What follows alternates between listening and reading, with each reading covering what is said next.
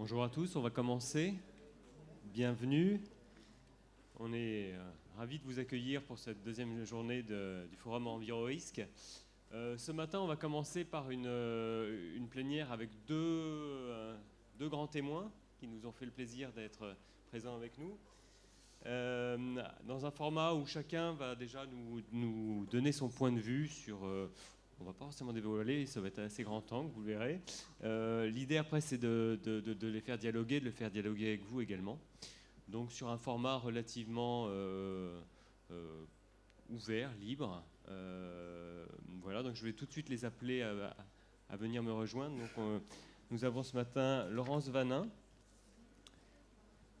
Laurence, voilà, qui est philosophe et essayiste, docteur ès-lettres en philosophie politique et épistémologie, difficile à dire, experte Smart City, philosophie et éthique à l'université de Côte d'Azur, et puis Gaël Musquet. Alors, activiste des logiciels et matériels libres, météorologue de formation et radioamateur. Voilà, qui dédie beaucoup de ses travaux à la prévention des catastrophes naturelles, grâce notamment au numérique, radio amateur, etc. etc. Eh ben, écoutez, je vous propose peut-être que tu commences directement, on va aller droit au but. Et puis Laurence, si au fur et à mesure des interventions de Gaël, tu veux rebondir, sens-toi libre, c'est à toi. Merci beaucoup. Avant de commencer mon propos, je peux me présenter un peu d'où je viens, que vous compreniez un peu ce qui fait que je sois devant vous aujourd'hui sur ces enjeux de risque de prévention. L'ouragan que vous voyez là, c'est l'ouragan Hugo. Moi, je suis né en 1980 en Guadeloupe. Et à 9 ans, j'ai été victime de cet ouragan. Pour ceux qui ne voient pas vraiment, la Guadeloupe est à peu près ici. Là, vous avez juste ici la Martinique, ici. La Dominique et la Guadeloupe à peu près dans ce coin-là. Donc si vous voyez la taille de la Martinique, là, on peut faire rentrer toute l'île dans l'œil de l'ouragan.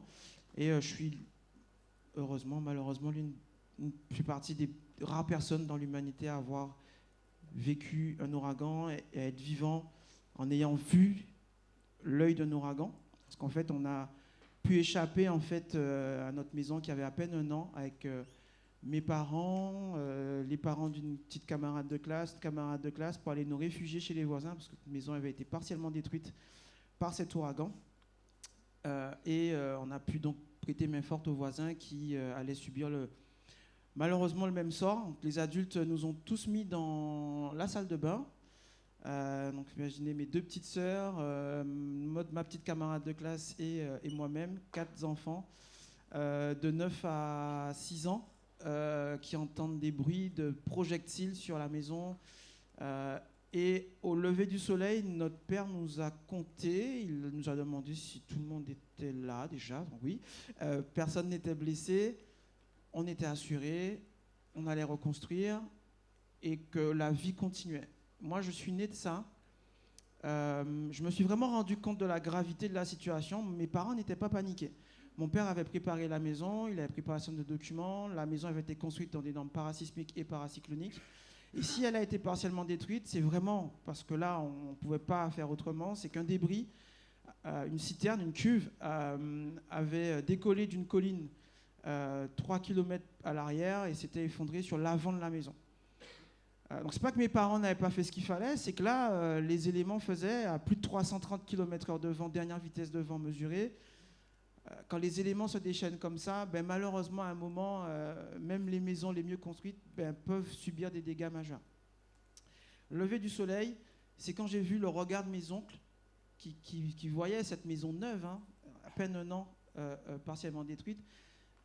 C'est là que je me suis vraiment rendu compte à quel point c'était grave. Il n'y avait plus une feuille sur les arbres, tous rougis, et c'est impressionnant de voir comment la nature reprend un peu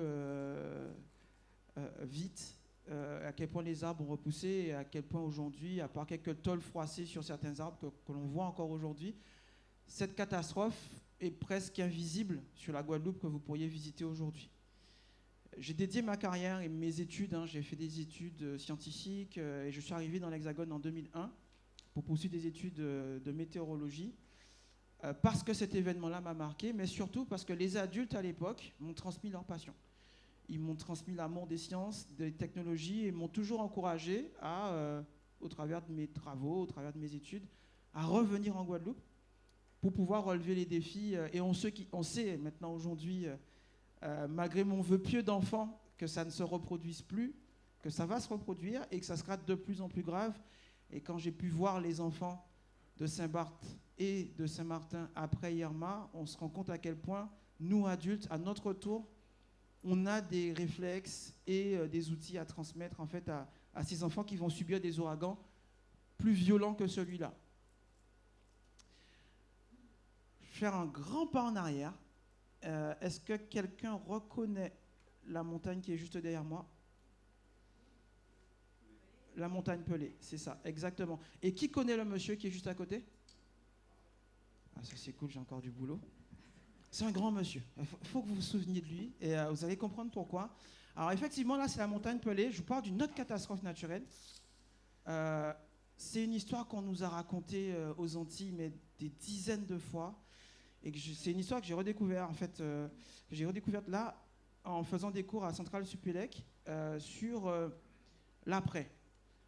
L'éruption de la montagne Pelée en 1902, c'est la catastrophe naturelle la plus grave qu'ait connue la France. C'est 30 000 Français qui meurent brûlés vifs à Saint-Pierre, qui était le petit Paris de la Caraïbe. C'est vraiment une capitale économique, mais aussi culturelle de la Caraïbe. C'est une ville qui est irriguée de réseaux de télégraphie, déjà à l'époque. Et on trouve des scientifiques qui aident le gouverneur de l'époque a fixé les populations sur les flancs de la montagne Pelée. Mère Nature avait envoyé tous les signes. Les scolopendres sont partis, les serpents trigonocéphales sont partis, les oiseaux sont partis. La veille de l'élection législative, la montagne Pelée a couvert de cendres la ville, alors que les scientifiques avaient dit que les cendres iraient plutôt vers la mer si jamais la montagne Pelée entrait en éruption. On a eu des lares, des inondations, des centaines d'ouvriers qui sont décédés des inondations et des lares de la montagne Pelée. On a quand même fixé les populations sur les flancs de ce volcan. Et en plus, on a stigmatisé les personnes qui fuyaient Saint-Pierre pour se rendre dans le sud de l'île pour échapper à une mort certaine. Le résultat, il est terrible. Au matin du 8 mai 1902, à l'entre-deux tours des élections législatives, si vous vous souvenez un peu du contexte des élections municipales post-Covid, toute situation similaire et gestion politique des catastrophes naturelles, parce qu'une pandémie est considérée aujourd'hui comme une catastrophe naturelle, montre qu'on n'a pas forcément tiré leçon dans les époques modernes de cette catastrophe majeure. Et au petit matin, la montagne Pelée explose. Les habitants de Saint-Pierre, mais aussi du Morne-Rouge et de Grand-Rivière, subissent cette explosion paroxysmique qui a créé énormément de dégâts, des blocs de roches projetés, des personnes brûlées vives. On a eu aussi par la suite d'autres éruptions qui ont fait des victimes, des populations qui ont été isolées aux prêcheurs, des bateaux éventrés, et des câbles télégraphiques qui cèdent. Et pourquoi je vous parle de ce monsieur? Alors, pour ceux qui ne connaissent pas cet homme, c'est Gustave Ferrier. Et j'aime beaucoup parler de lui parce qu'il permet en fait de se rendre compte à quel point les nouvelles technologies, déjà à l'époque, ont permis de gérer les catastrophes naturelles. Gustave Ferrier est un jeune capitaine de l'armée à l'époque et il fait le premier usage de la 5G de l'époque. C'était la télégraphie sans fil. C'est la première fois que l'on teste, en situation de crise, la télégraphie sans fil, parce que les câbles télégraphiques entre Saint-Pierre et la Guadeloupe et les autres îles de la Caraïbe avaient cédé. Et c'est comme ça qu'on a d'ailleurs pu horodater l'éruption, parce que les liaisons entre Fort-de-France, la ville de Saint-Pierre et la Guadeloupe ont été interrompues. Le port de Casquise à Sainte-Lucie est détruit à cause du tsunami qui a succédé en fait à cette éruption. Et Gustave Ferrier arrive, donc l'éruption est au mois de mai, il arrive au mois de septembre sur le Destré avec des mâts avec des radios, avec des générateurs électriques, pour installer sa première station de télégraphie sans fil sur la presqu'île de la Trinité, et la deuxième en Guadeloupe, chez moi, sur la presqu'île de la Verdure, à l'est de Pointe-à-Pitre. Et il fait cette première liaison de 200 km pour aider les populations, aider et évidemment les autorités sur place à gérer cette crise. L'histoire est déjà belle, mais quand il revient en 1903, qui sait où est-ce qu'il a posé ses émetteurs? Oui, sur la Tour Eiffel.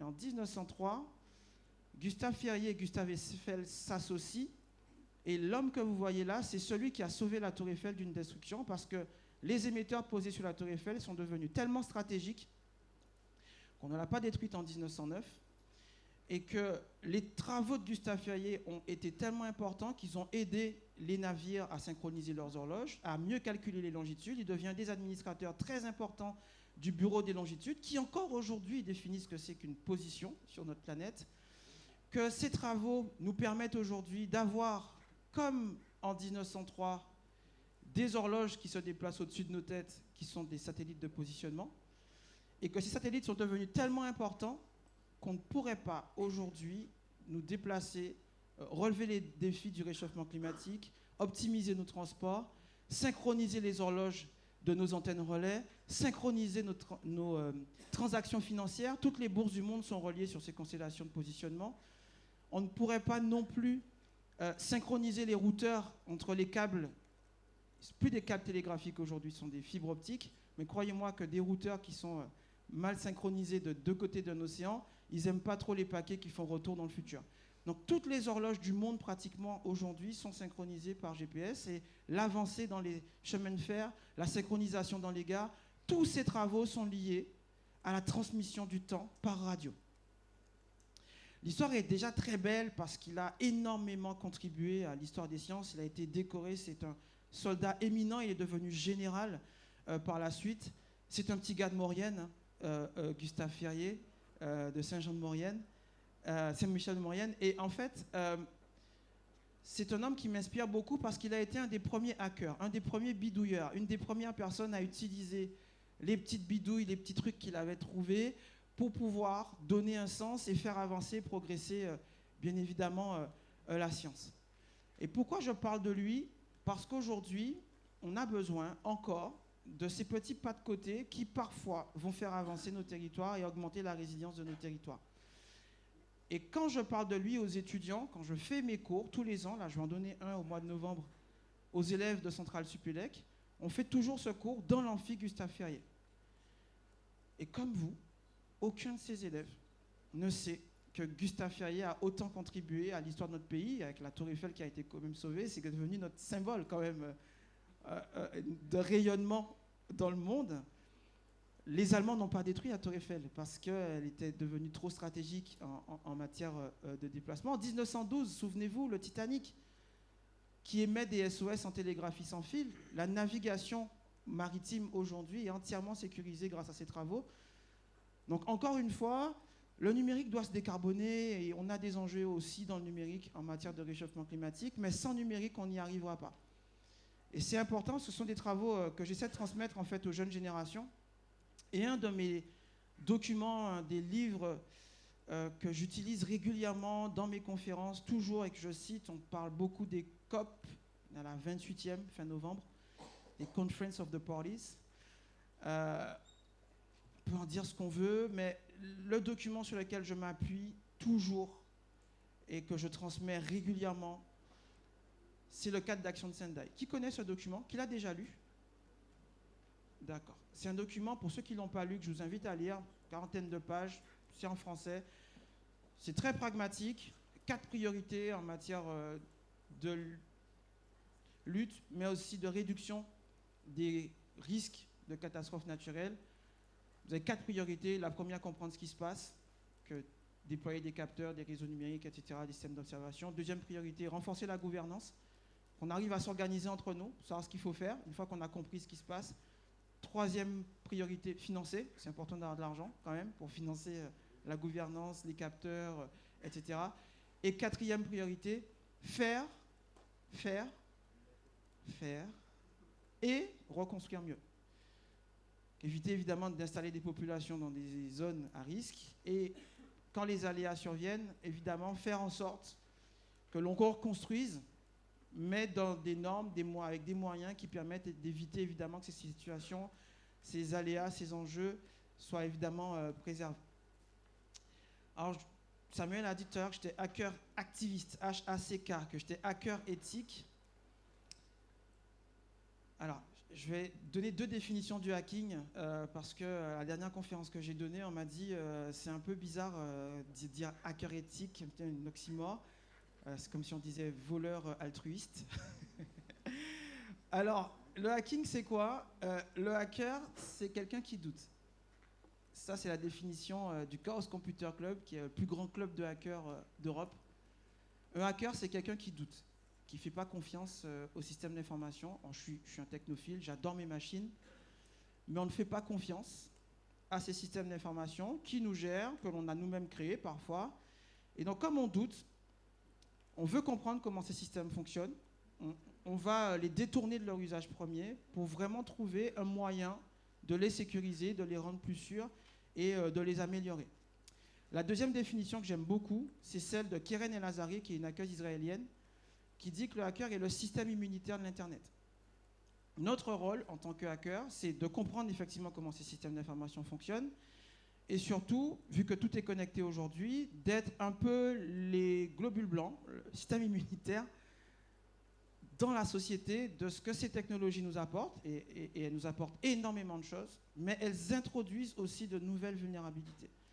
Il est important qu'il y ait des femmes et des hommes qui travaillent au quotidien sur ces questions, sur la beauté de ces technologies, certes, mais aussi qu'on puisse être en avance, qu'on puisse anticiper les effets de bord de ces technologies. Et les 2 captures d'écran plus la photo que vous avez là, c'est exactement ce à quoi je dédie mes travaux aujourd'hui. Comprendre comment les systèmes d'alerte fonctionnent, comment les technologies aujourd'hui peuvent être utilisées comme l'a fait Gustave Ferrier, à des fins de résilience, mais surtout, une fois qu'on a utilisé, qu'on a mis en place ces réseaux, ces technologies, qu'est-ce qu'elles vont amener aussi comme vulnérabilité? Alors, Samuel vous disait que ma formation initiale, c'est la météo. En météo, la fabrication des capteurs. Et les capteurs, ceux qui étudient les nuages, dans les nuages, les pas cool, les tornades et les ouragans. Vous comprenez mes origines et la catastrophe que j'ai subie enfant. Et en fait, la première capture d'écran ici, c'est un peu les travaux que la représentation nationale m'avait demandé après Lubrizol. Les députés voulaient comprendre pourquoi on n'avait pas réussi à alerter, malgré tous les réseaux dont on dispose, les populations. Ils avaient entendu parler de mes travaux en Guadeloupe sur l'utilisation de l'alerte cellulaire qui a été imaginée en France, pas très loin d'ici, à Sophia Antipolis, à l'ETSI, pour utiliser les réseaux de téléphonie mobile depuis 1997, testé pour la première fois en 1997 à Paris, et ensuite en 2016 en Guadeloupe dans le cadre des exercices Caribwave menés par les Nations Unies. Et ils voulaient une vraie démonstration de ce protocole d'alerte sur la téléphonie mobile pour voir qu'est-ce que les Rouennais auraient pu avoir comme message sur leur téléphone. Donc j'ai ramené ma petite antenne relais et je leur ai montré, voilà, on aurait pu avoir ce type de message, les téléphones auraient pu sonner de cette manière et on aurait pu donner des consignes aux personnes évidemment exposées aux nuages de fumée de Lubrizol. La deuxième capture d'écran, c'est les avancées de Google sur l'alerte cellulaire. Les Japonais ont perfectionné l'alerte cellulaire avec une particularité de cette norme, une sous-norme, le TWS pour Earthquake and Tsunami Warning System, où on est capable, quelques secondes après un séisme, alors pas à l'épicentre parce que c'est immédiat, mais les réseaux de téléphonie mobile et des réseaux de télécommunications sont suffisamment rapides aujourd'hui pour que quelques secondes avant l'arrivée de la secousse sismique en marge de l'épicentre, prévenir les populations qu'il va y avoir une secousse majeure.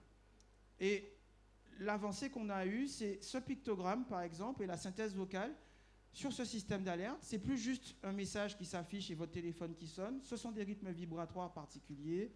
Ce sont des pictogrammes pour les personnes qui ne savent pas forcément lire, qui sont malentendantes. On a fait énormément de progrès sur la capacité de transmettre un message d'alerte grâce à l'alerte cellulaire.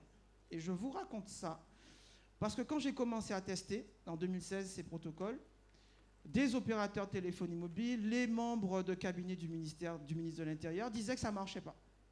Et donc, il m'a fallu, moi, en tant que hacker, aller chez moi en Guadeloupe, dans le cadre d'un exercice de tsunami, parce que je savais très bien que je n'aurais pas pu lutter contre ces influences politiques, administratives et économiques, ces opérateurs, et à qui j'étais par rapport à eux financièrement.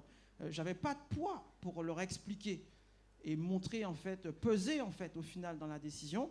Je rentre chez moi en Guadeloupe, à Marie-Galante, et on prouve, avec des journalistes de Libération, de l'Express, du Figaro, de France Antilles, de France Télévisions, que ce protocole fonctionne. Et malheureusement, on a ensuite des attentats qui se succèdent, des polémiques sur les systèmes d'alerte qui n'ont pas fonctionné à Nice, et les journalistes reprennent cette petite initiative de hackers qui, en Guadeloupe, avait prouvé que après un tsunami et pendant un exercice de tsunami, on était capable, très rapidement, d'alerter les populations sur leur téléphone mobile en respectant juste des standards dont la France était à l'origine. Nous sommes une grande nation, un grand pays, un pays riche, mais on a malheureusement des freins administratifs, financiers, politiques, qui empêchent des technologies comme celle-là de voir le jour, ou en tout cas d'être pleinement déployées, alors que les pays adjacents, eux, l'ont fait. Fort de ces travaux-là, l'Europe impose en 2018 l'installation de systèmes d'alerte. C'est l'article 110 du CELEX du 17 décembre 2018 qui impose au 21 juin 2022 tous les États de se doter d'un système d'alerte des populations. C'est une des victoires à la fois de la société civile, mais aussi d'élus qui se sont battus pour disposer de ces systèmes d'alerte. Et ça a été pour moi aussi une manière de, en tant qu'enfant de la Guadeloupe, d'amener aussi ma petite pierre à l'édifice avec mes compétences techniques, de prouver que ces choses fonctionnaient et qu'elles étaient capables, demain, aujourd'hui, de sauver des vies. La photo que vous voyez ici, sont 800 hackers au couvent des Jacobins à Rennes, sur ce qu'on appelle un CTF, Capture the Flag. C'est un championnat de hackers en équipe, travail en équipe, soixantaine de défis, de 21h à 7h du matin. Et ces 800 hackers, de nuit, travaillent à relever des défis cyber. Le hacking ne se résume pas à la cyber et la cyber ne se résume pas au hacking. Mais pour que vous compreniez le lien entre le hacking et la prévention des catastrophes naturelles, le véhicule que vous voyez là, c'est un véhicule que j'ai hacké, que vous pourriez acheter en concession, que j'ai rendu autonome de niveau 3, sur lequel je montre un certain nombre de vulnérabilités, mais qui est directement issu de mes travaux en météorologie. On devait installer des capteurs météo, des moyens de mesure sur les véhicules. Et la capacité de projection aujourd'hui dans des véhicules, de moyens médicaux, de moyens de secours, de moyens radio, de moyens tactiques pour pouvoir porter assistance aux populations, c'est exactement ce que ces hackers faisaient autour de ma voiture. L'idée, c'est vraiment de voir, avec 800 cerveaux dans une salle, comment, dans un véhicule, on est capable à la fois d'adresser des problématiques liées à la projection de moyens en cas de situation dégradée, mais aussi de voir, avec ces nouvelles technologies qui arrivent dans les véhicules, quelles sont les nouvelles vulnérabilités que l'on va avoir dans les véhicules connectés, dans les véhicules autonomes. Le véhicule que vous voyez là, je suis capable de le piloter, et je le fais avec des enfants en stage, avec une manette de PlayStation, à distance. La seule limite, c'est le réservoir d'essence. Et ces enfants sont bien conscients aujourd'hui, c'était la petite blague de mon fils, qu'ils n'auraient peut-être pas besoin de passer le permis. Alors, il a 16 ans, il est en train de passer le code, qui va conduire. J'ai quand même envie, moi aussi, de me faire conduire. Mais pourquoi je vous raconte ça? C'est parce qu'en fait, si vous voulez, mon rôle aujourd'hui, c'est aussi de mettre à disposition de ces jeunes, de ces enfants, des moyens qu'ils maîtrisent dans leur quotidien. Ils savent très bien tous ce que c'est qu'une voiture. Mais aussi demain, quand ils vont travailler chez ces constructeurs, chez ces équipementiers, comment ces véhicules vont permettre d'aider des services de secours comme des pompiers, des SAMU, des policiers à rendre un service d'intérêt général. C'est pas normal qu'on ait aujourd'hui des voitures qui soient capables de telles prouesses et qu'on ait dans les services de secours, le SAMU, qui m'a demandé de travailler sur ces véhicules il y a quelques années, les véhicules les plus pourris, où encore les agents renseignaient à la main, au crayon à papier, la latitude et la longitude de la personne qui est en train de faire un AVC. Et l'utilisation de ces technologies aujourd'hui pour sauver des vies, ça a beau paraître gadget comme ça, avec 800 personnes qui sont en train de travailler sur ce véhicule, mais c'est une manière pour moi aussi, parce que je suis un ancien fonctionnaire, un ancien serviteur de l'État, de montrer qu'on est capable, en France, d'utiliser ces véhicules. Là, c'est une voiture, mais ça aurait pu être un train. On a vu à quel point les trains ont été utiles pendant le Covid pour transporter des personnes. Des avions ont été aussi utilisés. On a eu des prouesses entre Tahiti et l'Île-de-France pour transporter ces malades. Et à chaque fois, les nouvelles technologies ont été au cœur de la résilience des territoires, y compris les territoires d'outre-mer. 2 dernières slides. Je vous parlais de Marie-Galante. On s'est rendu compte en 2016, quand j'y suis parti, au-delà des systèmes d'alerte, qu'en situation de double insularité sur un archipel, nous, ultramarins, on aurait en plus des difficultés à communiquer avec la Guadeloupe continentale. Parce que la Guadeloupe est un continent. Et en gros, en 2016, on avait déjà réalisé à quel point l'antenne que vous voyez là, derrière un petit véhicule utilitaire, à quel point les moyens radio nous permettaient déjà, sur 34 km, de relier la Guadeloupe continentale si jamais on avait des liaisons qui étaient coupées. Et pour ceux qui étaient là hier, Irma puis Maria nous ont donné raison, puisqu'en 2017, quand l'ouragan Maria est passé au sud de Marie-Galante, l'œil n'est pas passé. Il a ravagé la Dominique, cet ouragan, mais il est passé juste au sud de Marie-Galante. Les 3 maires, alors je ne parle pas des citoyens, les 3 maires de Marie-Galante sont restés sans nouvelles de la préfecture, qui était à 34 km, pendant 3 jours. Les maires. On me dit, mais il y a des téléphones satellites, on a plein de moyens aujourd'hui pour communiquer. 3 jours. Et on a, nous, société civile, affrété des avions, parce qu'on n'avait pas de nouvelles de nos proches à Marie-Galante. Et en fait, dans ces exercices de tsunami que l'on faisait tous les ans, c'est toutes ces personnes qui s'étaient mobilisées, ces journalistes, ces hackers, ces développeurs, ces blogueurs, qui s'étaient mobilisés au moment des exercices de tsunami. Ce sont ces réseaux de solidarité qui se sont mobilisés au moment d'Irma et au moment de Maria pour affréter des avions, des bateaux, pour aller faire des repérages, faire des transports de matériel radio pour rétablir les communications entre Marie-Galante et la Guadeloupe. L'ingénieur qui nous accompagnait sur cet événement-là n'avait jamais touché une radio physiquement de sa vie. Elle avait programmé énormément de projets, mais n'avait jamais touché de sa vie à la main des radios. Et là, on était vraiment en mode dégradé. Alors là, c'était pendant un exercice. Et l'objectif, c'était de montrer à ces maires, à ces préfets qui viennent et qui vont en Guadeloupe, mais que la société civile était aussi prête à prendre sa part et à participer à la résilience de l'île de Marie-Galante en cas de catastrophe majeure.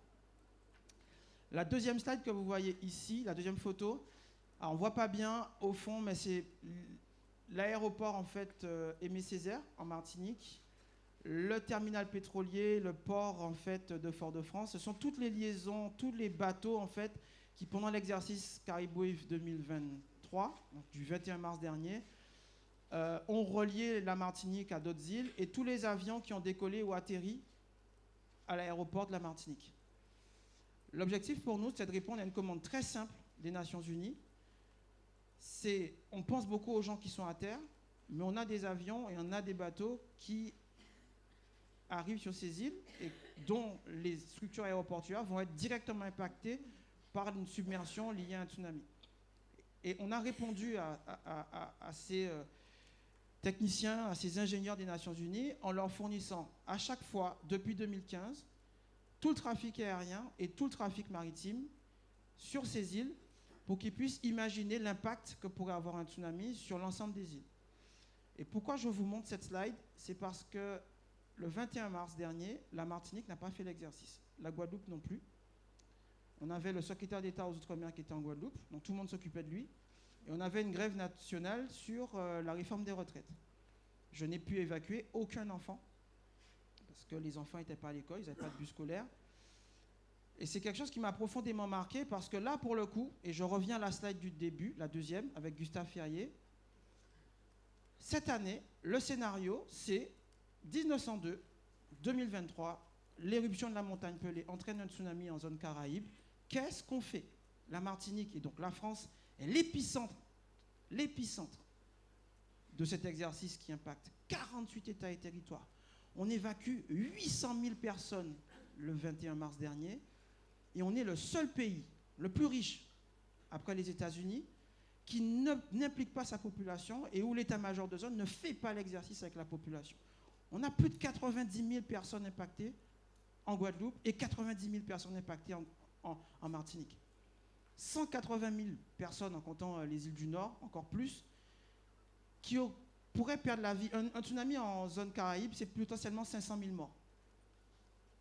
Un cinquième, c'est nous. Et on ne fait pas l'exercice.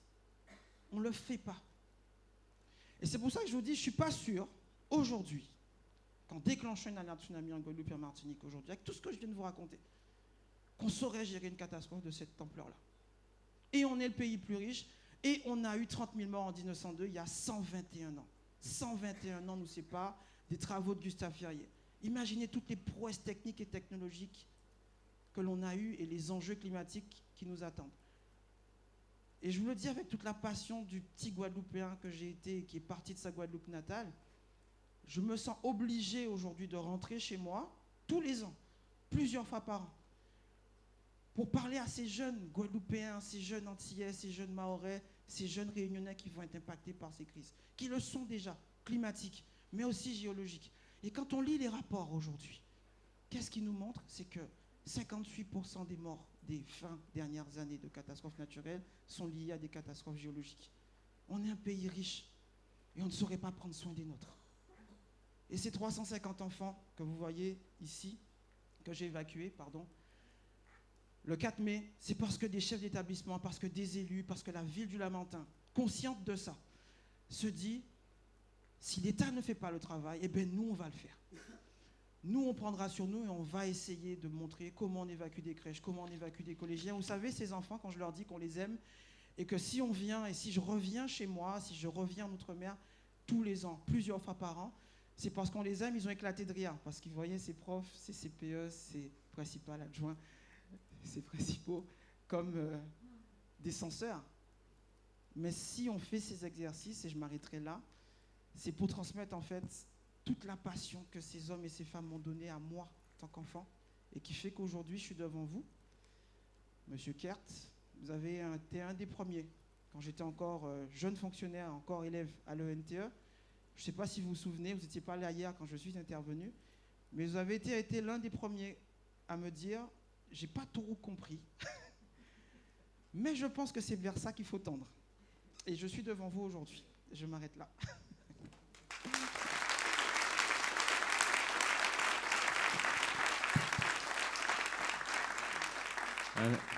Un très très grand merci Gaël pour cette présentation. Alors vous avez perçu peut-être tout à l'heure sur l'introduction, j'étais un peu embêté parce que présenter Gaël, c'est déjà sur le texte qui est écrit, activiste, ça se prononce tel que c'est écrit, c'est un mot qui n'existe pas, et en fait c'est un profil qui n'existe pas. Voilà, donc je pense qu'en tout cas c'est une très belle illustration de ce qu'est la résilience, parce que ton parcours part de ça, d'un rebond. Et voilà, très belle illustration dont on pourra discuter tout à l'heure. Je vous propose que toute la partie questions-interactions, on la repousse tout à l'heure, parce que je pense qu'il y aura des questions qui pourront être croisées.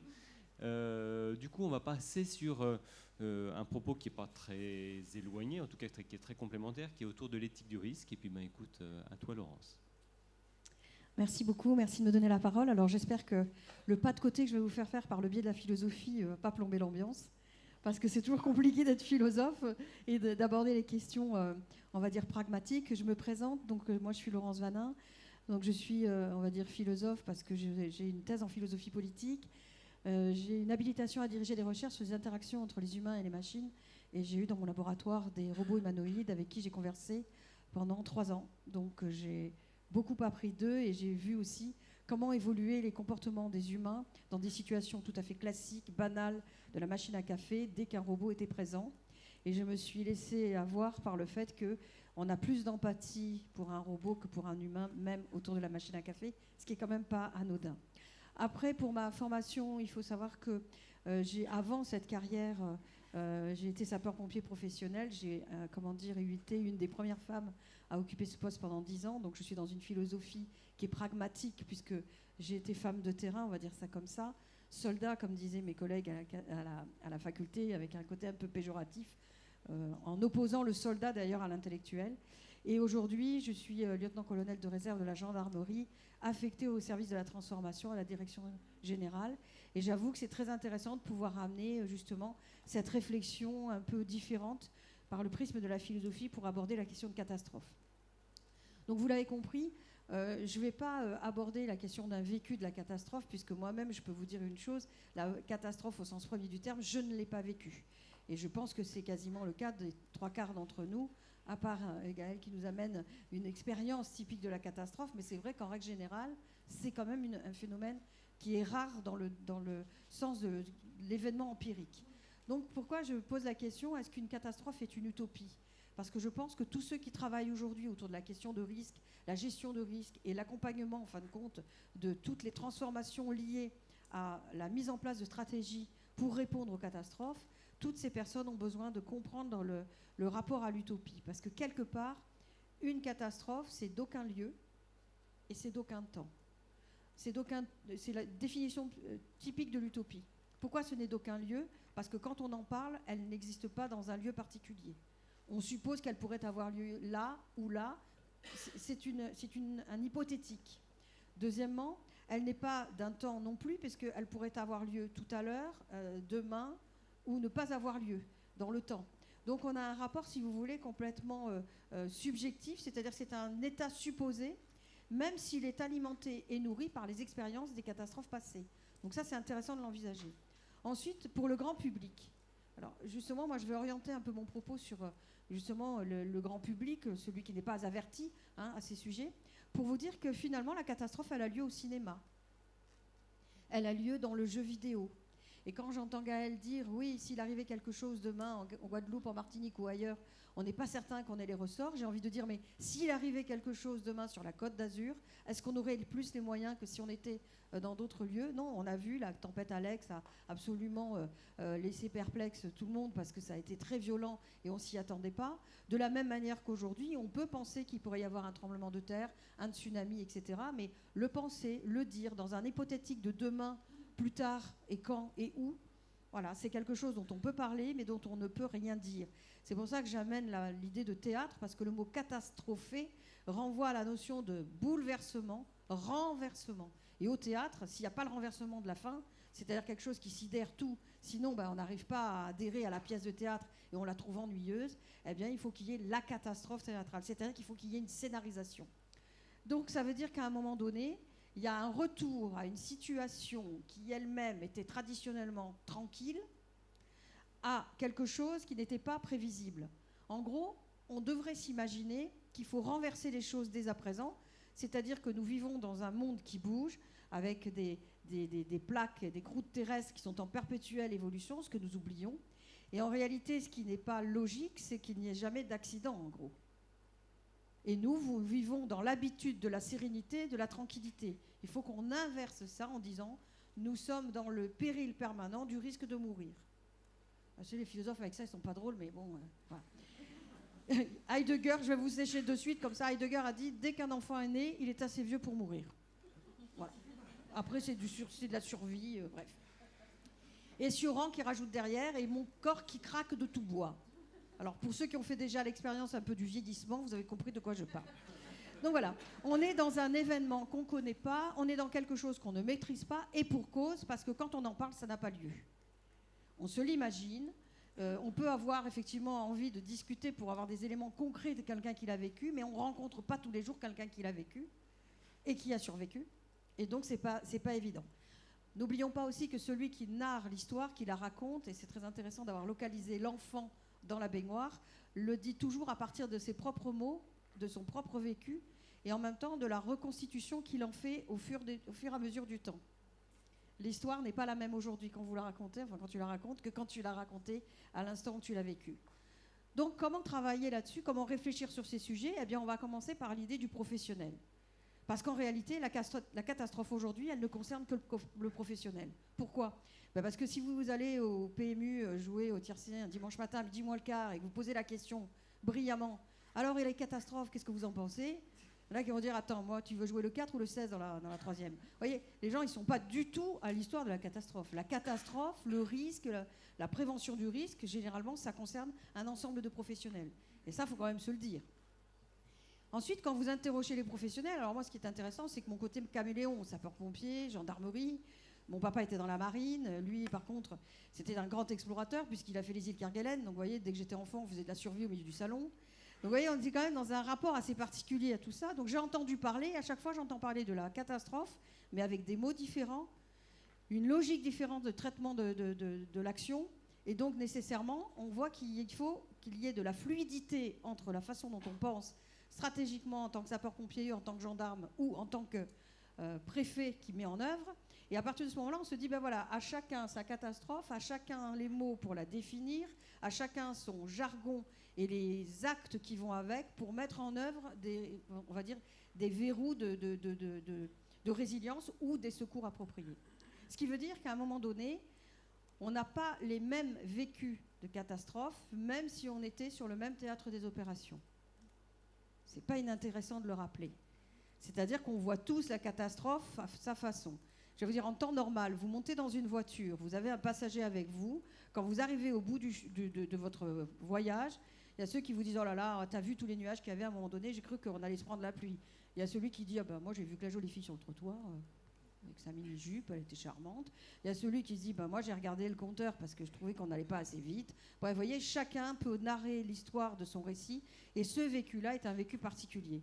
Mais dans le cadre de la catastrophe, où il y a une accélération, on va dire, du rythme de l'exister, alors qu'il y a un ralentissement puisque tout est sidéré, eh bien c'est ce moment particulier qu'il faut analyser et qu'il faut aussi comprendre à partir des vécus et du langage qui est approprié pour le dire.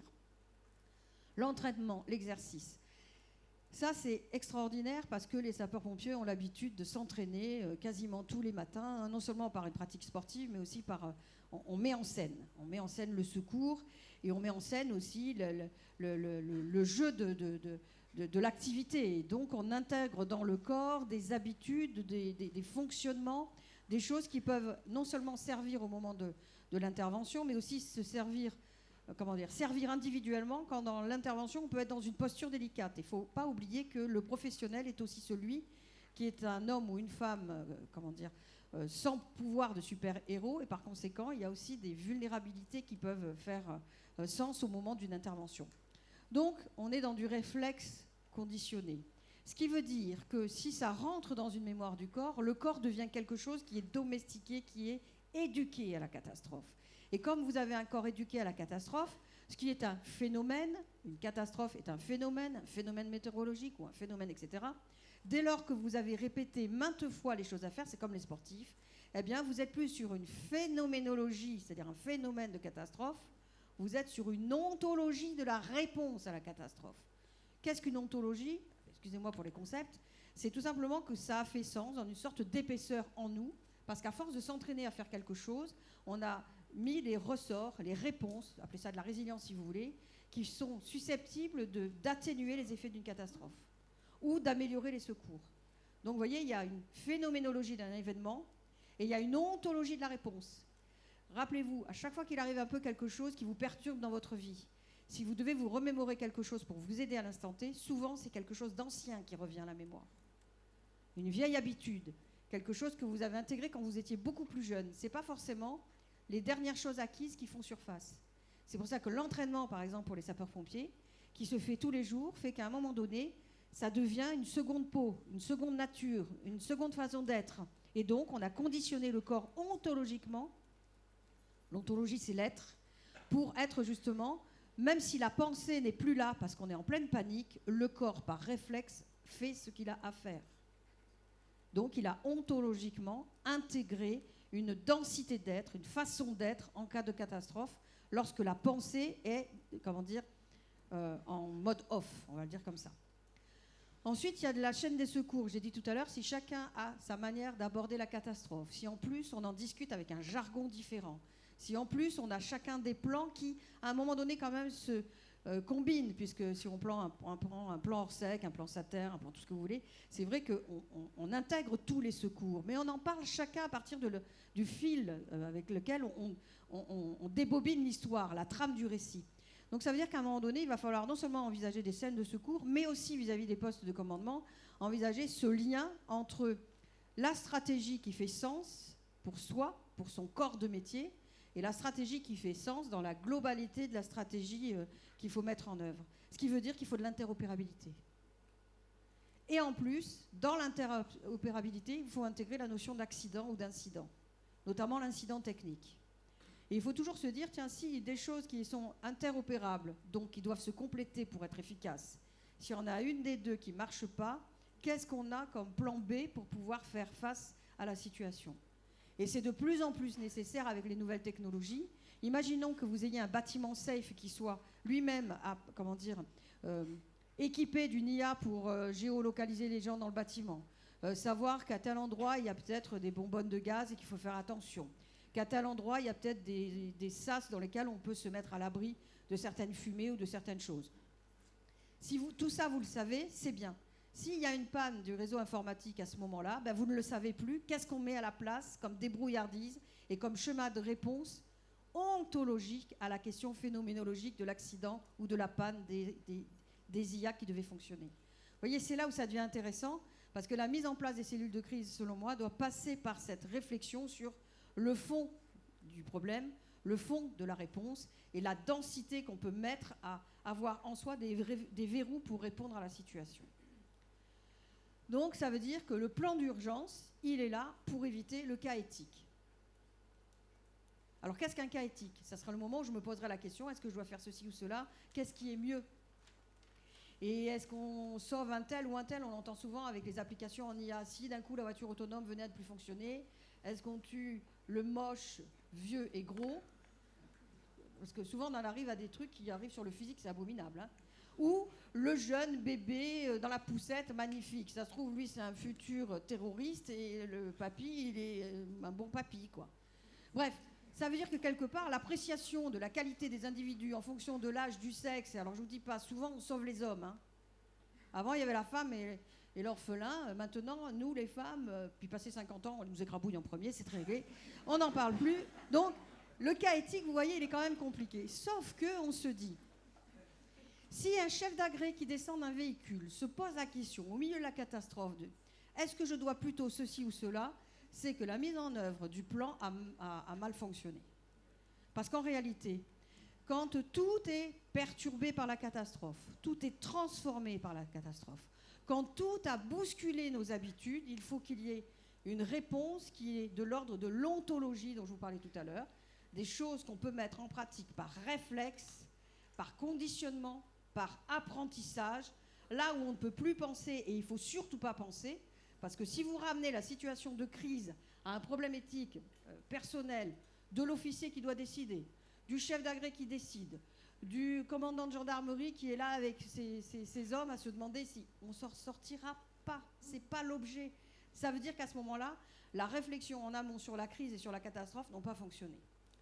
Juste un petit rappel, mais absolument pas pour vous embêter, pour définir ce que c'est que l'éthique. On parle souvent d'éthique et on n'invite pas assez les philosophes. Là, je prêche pour ma paroisse, mais vous allez comprendre pourquoi. L'éthique, en règle générale, c'est un ensemble de corpus juridiques, de lois pour dire ceci, on peut le faire, on ne peut pas le faire, c'est licite, c'est illicite, bref. Sauf que la vraie éthique, celle dont on parle en philosophie et qui remonte à l'Antiquité, c'est une éthique qui consiste à dire « je suis le juge de mes actions ». Mais au moment où j'agis parce que là, la loi ne me dit pas ce qu'il faut faire. Un exemple qui va parler à tout le monde. Il est un peu trivial, mais prenez-le vraiment au premier degré. Je prends un appartement, j'habite dans mon appartement. En face, je vois bien qu'ils ont fini de construire, c'est tout neuf, il y aura un appartement vis-à-vis, mais personne ne l'occupe. J'ai l'habitude d'être nue chez moi, je me promène tous les jours, nue, tout va bien. Sauf que, du jour au lendemain, quelqu'un emménage en face de chez moi. Alors là, il y a plusieurs cas de conscience. Hein. Premier point, je remarque que l'individu bipède de type masculin plutôt charmant habite en face et je me dis que ça peut être un moment particulièrement intéressant de tester. Voilà. Et donc, je me prête au jeu. Et je me dis, on verra bien. Sauf que monsieur n'a peut-être pas envie d'avoir une bipède, qui... Bon, bref. Deuxième point, dans la plaisanterie. Deuxième point, je me rends compte que finalement, le bipède vit aussi avec un élément féminin ou masculin, peu importe, il est en couple. Donc soit ça peut m'amuser de toute la zizanie, mais bon, c'est rare quand même. Soit je me dis, il y a aussi des enfants, et je me dis à un moment donné, par respect pour autrui, je me rhabille. Personne ne m'oblige à rester vêtue chez moi, mais d'un autre côté, parce que j'ai réfléchi, je trouve que c'est plus respectueux d'agir comme ça, même si la loi ne m'oblige pas à le faire. Le cas éthique, c'est ça. C'est la seule faille, le seul espace dans lequel la loi ne vous interdit pas de le faire, mais elle ne vous autorise pas spécifiquement à le faire non plus, mais vous allez le faire parce que c'est nécessaire de le faire, parce que c'est respectueux de le faire, parce que ça appelle chez vous votre devoir d'être qui passe par des valeurs. Et à ce moment-là, c'est vous qui êtes le maître de votre décision. Sur quoi base-t-on en réalité l'éthique ? Soit sur un phénomène local, la coutume, et ça vient d'en bas, c'est le droit coutumier, c'est comme on a l'habitude de faire comme ça, et puis on va respecter les anciens, on va respecter les usages, on respecte la parole donnée, voilà, etc. Soit on dit que c'est un phénomène universel qui renvoie à des règles de conduite, sauf que ça devient vite binaire, c'est bien, c'est pas bien. Et on sait très bien qu'en matière d'éthique, si c'était aussi facile que bien, mal, blanc, noir, etc., etc., on serait tout à fait aisé, enfin, ça ne serait pas une problématique, ça ne serait pas un cas de conscience. Or, l'idée, c'est que ça devient un cas de conscience. Donc, on passe par Cicéron. Ce n'est pas le bien ni le mal, c'est trop facile, ça serait qu'une morale de l'instant. Ce n'est plus la loi, puisque l'aspect normatif de la loi, on l'a intégré. Ça, on a le droit de le faire, on n'a pas le droit de le faire. C'est dans la faille où il n'y a pas tout ça. Ce qui fait qu'il peut y avoir un aspect normatif qui vient par la tradition. Il peut y avoir un aspect normatif qui vient par le phénomène social. Mais on a dit que ce n'était pas ça non plus. Donc, ça devient la question du juge intérieur. Et Emmanuel Kant a une phrase magnifique, il nous dit « Agis de telle sorte que tu traites l'humanité comme toi-même ». Au moins comme ça, c'est réglé. C'est-à-dire, qu'est-ce que je ne voudrais pas qu'on me fasse ? Qu'est-ce que j'aimerais qu'on fasse de moi ?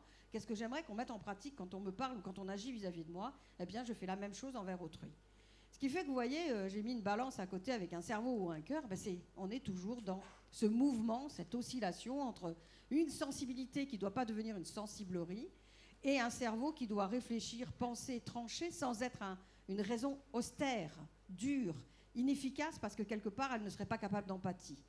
C'est ça le choix éthique. C'est ça qui amène la décision. C'est ça qui fait que même si vous intégrez tout ce que vous voulez dans une IA, à un moment donné, il y aura quand même une question de l'humain qui ne sera pas simplement un terme employé comme un générique ou une étiquette sur un pot de confiture, mais un humain à considérer comme tel, avec ses désirs, ses choix, ses envies et ses vulnérabilités. Et ça, il peut y avoir une catastrophe, il y a des gens qui ne veulent pas partir de là où ils sont. Et vous regardez, et il n'y a plus leur maison. Et vous dites, qu'est-ce qu'on fait ? Vous voyez ? Ça peut être aussi ce genre de cas qui est un cas éthique. Donc quand on y réfléchit, on l'a compris. On a voulu objectiver la catastrophe. On a compris qu'il pouvait y avoir des cas éthiques, mais si on a un cas éthique pendant un acte qui devrait être un acte préétabli par une structure stratégique de réponse à la catastrophe, c'est qu'on a loupé le plan stratégique de la réponse à la catastrophe. Et en même temps, là je vais donner un peu la parole à ceux auxquels on ne parle pas, ou auxquels on pense à eux parce qu'on veut mettre en place des ressorts de secours, mais malgré tout, on n'y pense pas comme des éléments de vulnérabilité ajoutés, à savoir ceux pour qui la catastrophe est complètement subjective. Tout à l'heure, je vous l'ai dit, les humains en eux-mêmes, à part au cinéma, à part dans le jeu vidéo, où on peut voir des tsunamis, des choses comme ça, en règle générale, ils ne le vivent pas. Donc pour eux, ça reste quelque chose d'inimaginable. Vous voyez, c'est... comment vous dire ? Vous sortez de chez le dentiste, vous avez mal aux dents, vous parlez pas trop, vos copains vous disent tu fais la tête, aujourd'hui non j'ai mal aux dents, on fait tous, parce qu'on a tous eu mal aux dents. Donc on travaille par une forme de mimétisme, on comprend parce qu'il y a une analogie. Mais là, comment voulez-vous faire une analogie sur un truc que vous n'avez jamais vécu, que ceux qui sont en face de vous généralement n'ont jamais vécu aussi, et pour lequel vous devez quand même avoir une projection qui est presque extraordinaire. Donc le extraordinaire, c'est compliqué. Ensuite, c'est de l'ordre de l'impensable. Parce que quand vous dites... alors comment ça ferait un tsunami ? Alors une fois, j'ai regardé une vague qui m'arrivait dessus à la mer. Elle était un peu grande. Je me suis dit, je vais me faire embarquer. Mais je me suis dit, tu te rends compte, un tsunami ? Non, tu ne te rends pas compte d'un tsunami. Parce qu'un tsunami, la vague, elle fait 15 mètres, elle ne fait pas 3 mètres. Et ce n'est pas du tout le même rapport aux choses. Donc il y a un impensable parce qu'on n'est pas en situation de compréhension par une expérience de l'objet. Ensuite, souvent, les gens vous disent « Oh, oui, on est dans une région à risque », le déni de conscience. Parce que quelque part, admettre qu'il y a la possibilité d'une catastrophe, c'est déjà admettre une vulnérabilité, c'est déjà se dire qu'on est mortel. Je vais vous dire juste une petite anecdote qui va peut-être vous faire sourire. J'ai programmé mon robot parce que le mercredi après-midi, souvent, j'avais des... Alors, c'est marrant, ça aussi. Le père de famille et le petit garçon. Pas la mère et le petit garçon, pas la mère et la petite fille. Donc déjà, c'est intéressant d'un point de vue sociologique. Qui venaient voir mes robots. Donc, bien évidemment, il y avait toujours papa qui tenait le petit garçon par la main. « Oh, tu peux lui parler, etc. » Alors, bien sûr, le robot parlait. « Bonjour, humain. » Parce qu'il ne dit pas les prénoms. Hein. « Bonjour, humain. » Alors, le garçon, le petit garçon. « Oh, papa, je peux lui parler. » « Parle au robot. » Alors, bien sûr, ça échange, etc. Sauf que j'avais intégré dans le programme qu'au moment où tout le monde disait au revoir, eh ben, avec une reconnaissance à minima, on peut faire la distinction entre un visage d'enfant et un visage d'adulte. Et mon robot, au moment où les hommes partaient, ben, soit il disait au revoir humain, soit il disait au revoir et quel effet ça fait d'être mortel. Les rares fois où mon robot a prononcé cette phrase, c'est soit le moment où il s'est fait insulter, mais qu'il est con ce chose, ou carrément il prenait une tarte, un coup de pied ou un coup de machin. Parce que le père de famille se faisait dire devant son enfant qu'il était mortel. Alors après, il fallait que je m'explique avec le père de famille, mais comment ça se fait qu'il programme ça Alors souvent, je disais que c'est une erreur informatique. J'allais pas dire perversité de philosophe. Vous voyez, bon. Donc, voilà. Voilà. Mais c'était intéressant parce que finalement, la mort, c'est pour les autres. La mort, aujourd'hui, on ne veille plus les morts quasiment. C'est à l'hôpital et ça passe très vite, on ne veut pas voir ça. Donc, il y a, dans l'idée de catastrophe, un possible qui est impossible, ou impossible auquel on ne pense pas, donc on l'oublie volontairement. On a une difficulté à identifier le risque, donc c'est une fatalité. Oh, mais on habite dans le village, ben écoute, mes grands-parents, ils ont toujours vécu, regarde, la maison, elle est toujours là. Oui, sauf que cette fois-ci, elle n'y est plus.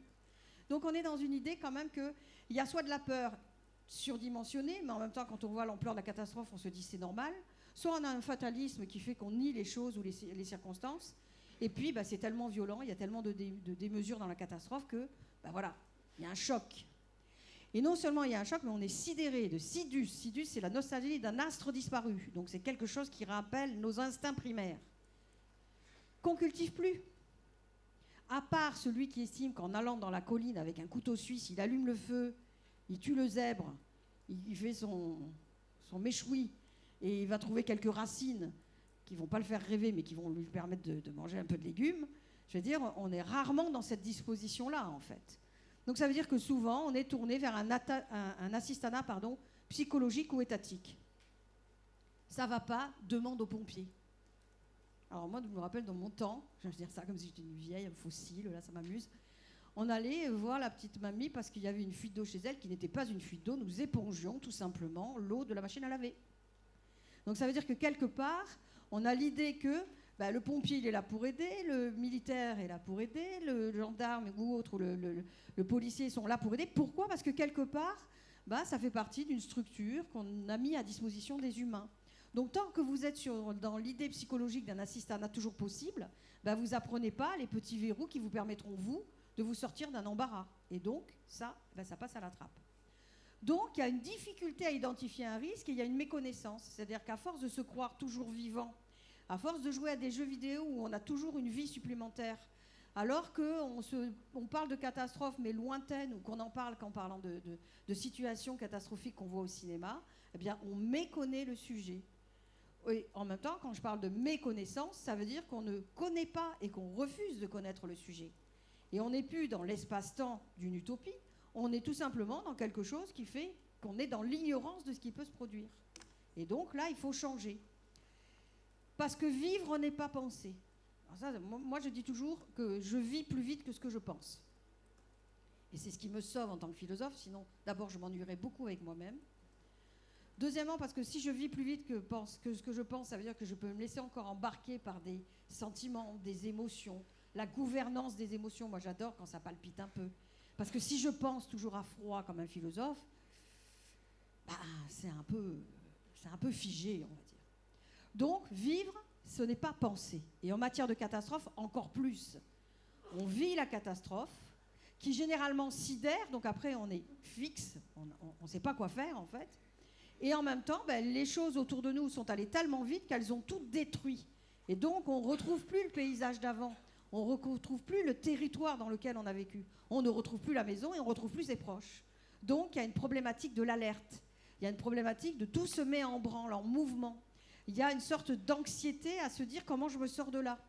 Et donc, plus on aura à développer une culture de la catastrophe et à expliquer comment ça peut se passer, plus les comportements seront ontologiquement formés ou préparés à se tourner vers autre chose. Alors, quand je riais tout à l'heure de mon père qui me faisait faire quelques petites expériences de survie quand j'étais enfant, je me suis rendu compte, j'entendais parler hier, oui, quand on n'a plus de batterie, etc. Je suis partie en Mongolie, j'ai fait des fouilles là-bas sur les villes d'hier, puisque je suis spécialiste de Smart City, donc pour moi, le passé me raconte tout sur demain. On a des solutions dans le passé qu'on n'explore pas assez. Je me dis que c'est quand même assez extraordinaire de se rendre compte qu'on a quand même des batteries qui sont rechargeables avec du solaire. Donc si d'un coup on peut avoir des ressorts comme ça par tout un attirail qui peut nous aider en cas de catastrophe, c'est pas mal d'en avoir un peu à la maison. Je rappelle simplement que quand nous étions enfants, alors je m'excuse pour les jeunes qui vont peut-être pas être au fait de ce que je raconte, et je ne veux pas passer pour un vieux truc, mais quand nous étions enfants, quand il y avait une panne d'électricité, c'était très simple. On était éduqués dès qu'on était petit. Aller à la fenêtre, regarder si dans les voisinages c'était éclairé. Ça voulait dire que c'était que la maison. Deuxièmement, on partait, on ouvrait le grand placard où on voyait que des petits trucs là, et on savait qu'il fallait réenclencher le gros bouton. Moi, je me rappelle, c'est le plus gros. Ça marche? Non, ça ne marche pas. Donc après, il fallait tirer les tiroirs. Et on sortait des petits trucs ronds qu'on appelle des fusibles et on changeait, et on alternait, et on voyait. Au bout d'une dizaine de minutes, si on n'y arrivait pas, c'était tiroir numéro 1, allumette, bougie, jeu de cartes. Voilà. Et donc, nous avions une capacité à répondre à un événement qui, aujourd'hui, une panne d'électricité dans la Smart City est semblable à une catastrophe. On pouvait répondre déjà par des petits actes de réponse à une situation simple qui nous occupait, et puis ce n'était pas un problème. Donc ça veut dire qu'à part dans l'hôpital, si effectivement ça s'interrompt et qu'il faut 8 minutes pour qu'un groupe électrogène se remette en fonction et que toute l'opération puisse reprendre vraiment son schéma logique, 8 minutes c'est long. Donc ça veut dire quelque part qu'il faut savoir aussi quantifier, évaluer la dimension du risque et comment les individus perçoivent quelque chose dès lors qu'ils sont déstabilisés. Vous parlez à un jeune, vous lui dites qu'il n'y a plus d'électricité demain, d'un coup, c'est la grosse panique. Comment je charge mon smartphone? Et j'ai envie de dire maintenant, parce qu'il ne faut pas attaquer les jeunes, que les anciens, c'est pareil. Donc ça veut dire quelque part que comment on gère ça, comment on anticipe sur cette situation et comment on évalue pour soi-même quand on n'est pas averti, quand on n'est pas un homme ou une femme d'action, des métiers dits d'action, comment on gère des choses basiques de l'existence, un incident ou un accident technique qui n'est pas une catastrophe. Il faut aussi réapprendre à échelonner les choses et à les penser. La solution, c'est la prévention. Donc il faut anticiper, expliquer, apprendre. Et ça, dès le plus jeune âge. Il faut le faire, bien évidemment, dans les écoles. Et puis il ne faut pas le faire que dans les écoles, il faudrait le mettre en pratique, parfois, de manière un peu ludique, j'ai envie de dire, parce que si ce n'est pas ludique, on a un peu du mal aujourd'hui. Alors, si vous dites, voilà, là, vous allez faire un stage de survie, qu'est-ce qu'il va vous falloir faire comme effort? Tout le monde se sauve.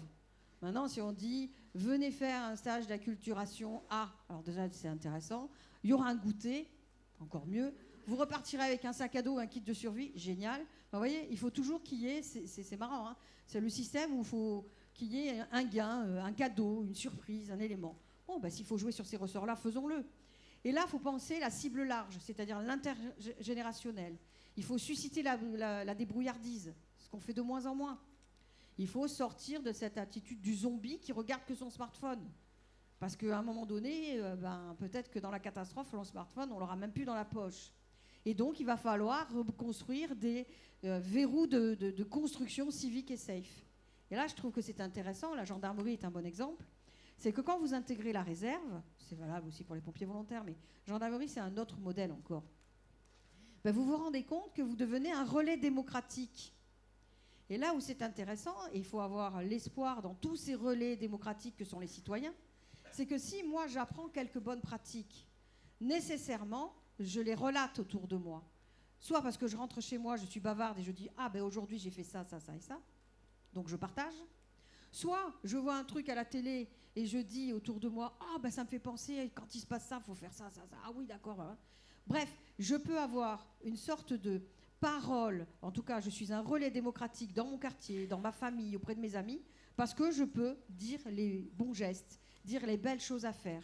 Et donc, c'est intéressant de comprendre que si on forme un maximum d'individus qui peuvent être des relais pour essaimer ailleurs la façon dont on doit réagir, ben, ça permet aussi d'investir le milieu associatif, pas seulement l'école en fait, et puis ça permet d'avoir des relais, des citoyens qu'on appellera participatifs.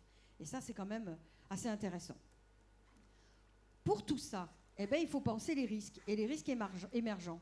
Et il y a un premier des risques que personne n'envisage comme étant un risque, c'est ce que moi j'appelle le risque éthique.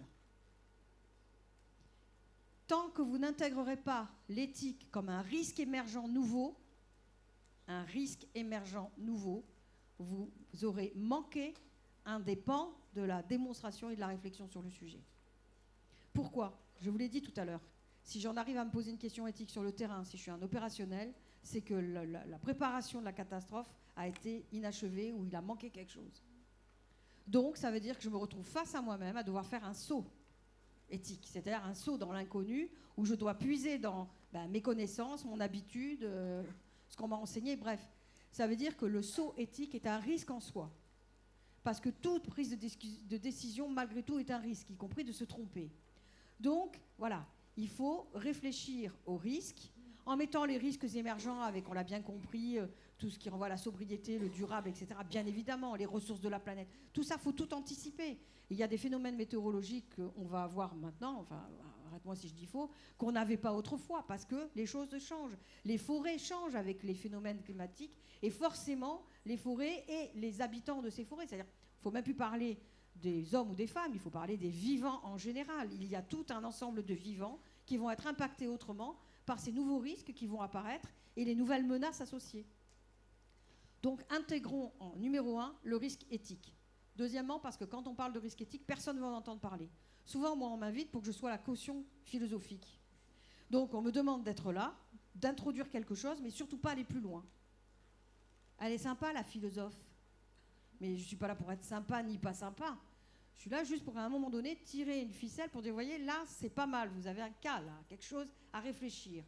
Donc, qu'est-ce qu'on peut mettre en avant pour que cette chose à réfléchir, on puisse d'abord la dédramatiser, la décortiquer, amener quelques réponses. Et si on ne répond pas à tout, comment on ne répond pas à tout peut permettre quand même d'avoir fait un pas vers d'autres possibilités. Parce que il faut une maturité de l'événement éthique pour pouvoir gagner en résistance. Ce qui veut dire que la résilience éthique, elle doit être intégrée comme un facteur nouveau dans la démarche.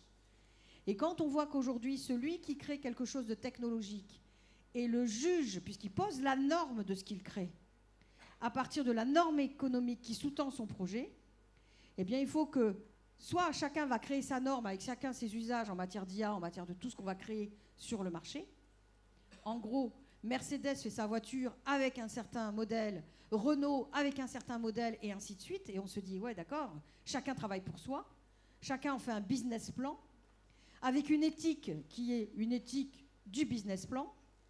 Soit on considère qu'il faut harmoniser tout ça, et on se dit, il faut sortir de cette vision pour dire que celui qui crée, soit on le forme et on crée une nouvelle catégorie d'ingénieurs qui n'est pas l'ingénieur qualité, qui n'est pas l'ingénieur purement techno, mais un ingénieur qui a une réflexion éthique sur ce qu'il produit.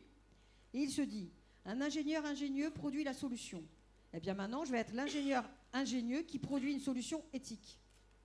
Et à partir de ce moment-là, non seulement on crée un nouveau métier et de nouvelles formations, mais ça veut dire aussi qu'en réfléchissant, eh bien celui qui norme, c'est-à-dire que Elon Musk en ce moment norme ce qu'il crée.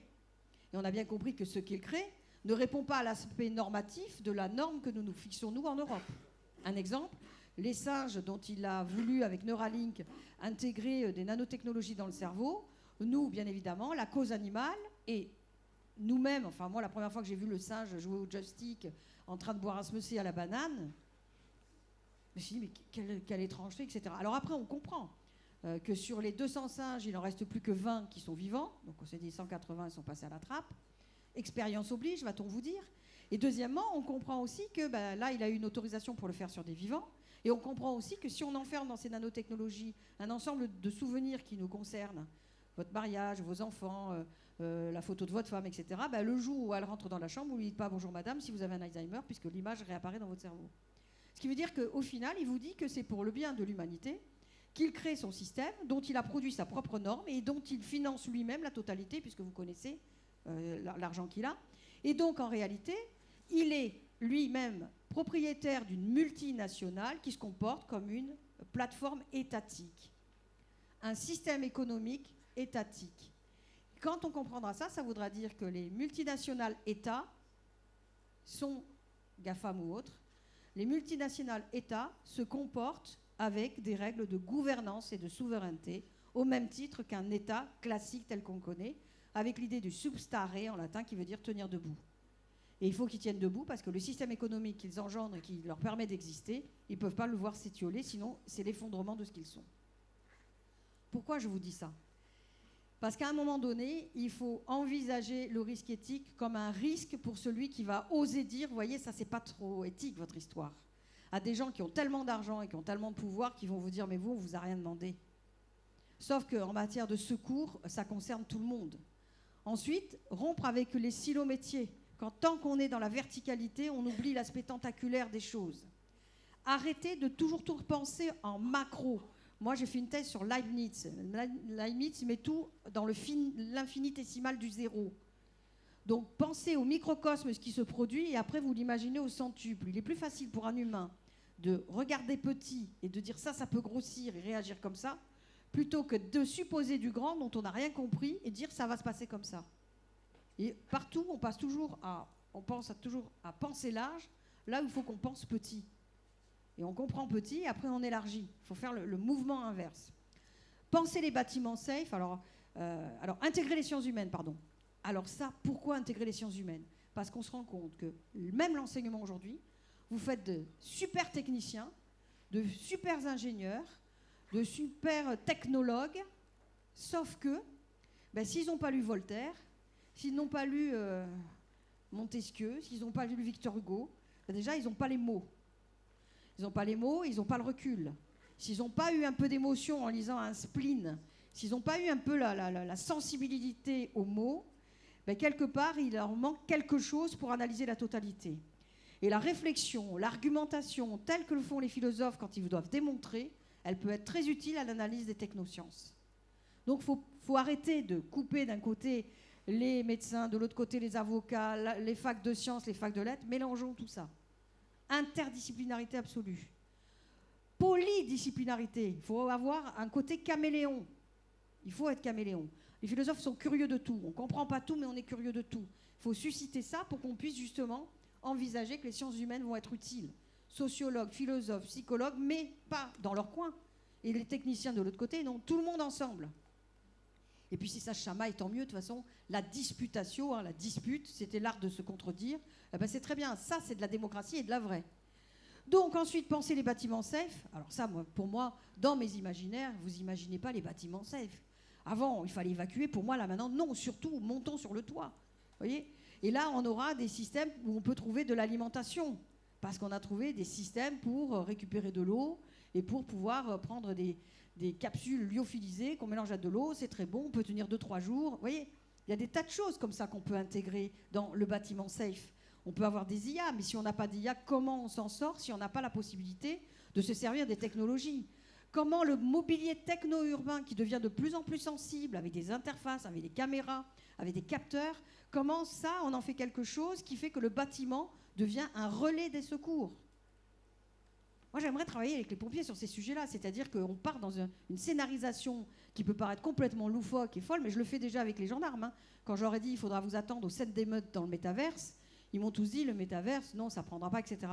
Je dis sauf que les quelques-uns qui sont dans le métaverse, si se chamaillent ou si ça monte un peu en épingle dans l'agressivité, si en sortant, on enlève son casque, les gants apnéiques et on vient se foutre sur la figure, forcément, on ne va pas comprendre pourquoi ils se battent, mais par contre, ça a pris naissance ailleurs. Donc comment à un moment donné on réhabilite du virtuel, et les imaginaires sont des virtuels, dans le réel concret, et comment on l'intègre dans du techno-urbain, dans des plans de secours, dans des imaginaires sur les futurs, etc. D'autant plus que 2030, on parle des nouvelles mobilités, véhicules autonomes, on parle de plus en plus des drones, on verra quand il y aura un accident de drone, on parle de plus en plus d'exosquelettes dans l'entreprise. Alors tant que l'exosquelette fonctionne, mais j'imagine les pompiers, l'embarras du VSAB quand ils vont arriver avec un type complètement écartelé par un exosquelette qui s'est tordu dans le mauvais sens, parce que lui, il a déconné complètement, et on va avoir un pauvre bonhomme qui est complètement démantibulé avec des torsions dont on n'a pas l'habitude traditionnellement dans l'accidentologie. Tout ça, c'est des choses à réfléchir, à méditer, à intégrer, parce que ça va très vite. Je rappelle que l'IA n'a que 70 ans, finalement. Turing, devant sa grosse boîte, là, en train de se dire ça peut penser, ça peut pas penser, ça date d'il y a seulement 70 ans. Donc on a fait des bons technologiques, et encore une fois, on vit beaucoup plus vite que ce que l'on pense, c'est-à-dire qu'on n'a pas encore intégré la totalité des risques liés aux nouveaux usages de ces objets.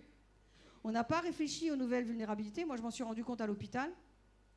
Les robots qu'on avait donnés aux personnes qui souffraient d'Alzheimer ou autres, ils s'y sont attachés. Le jour où le robot tombe en panne, eh bien, ils ont l'impression d'avoir perdu le petit-fils ou la petite-fille qui ne vient plus les voir. Et on a des personnes déboussolées, en larmes, complètement effondrées et qui souffrent de l'abandon. Tout ça parce qu'on a oublié au début de dire non, ne lui donnez pas le prénom de votre petit-fils, c'est Nono le robot, ou vous lui donnez le nom que vous voulez, pour que justement il n'y ait pas de transfert d'affect sur l'objet. Vous voyez, c'est un truc tout bête, mais il fallait y penser. Donc voilà, on est dans des risques émergents, il y a cyber, pollution, sécheresse, etc. Il faut un pragmatisme transverse, je l'ai dit, créer des nouveaux rapports techniques, hein, là c'est là où il faut alimenter avec des imaginaires et prendre un peu des gens qui disruptif, voilà, je vais dire le mot, hein, c'est pas, voilà, de manière à ce que ça fasse un peu autre chose, avec bien sûr des pannes électriques, pas d'internet, ou alors trop d'internet, puis l'impact des réseaux sociaux. Moi j'entends toujours te dire, oui, les gens ils sont trop bêtes avec les réseaux sociaux, mais non, laissez-les. Au contraire, ils vont vous donner des informations de l'instant, ils réfléchissent, posées telles qu'elles sont. Après, ceux qui s'emballent, c'est ceux-là qu'il faut éliminer, en disant ils sont dans la doxa.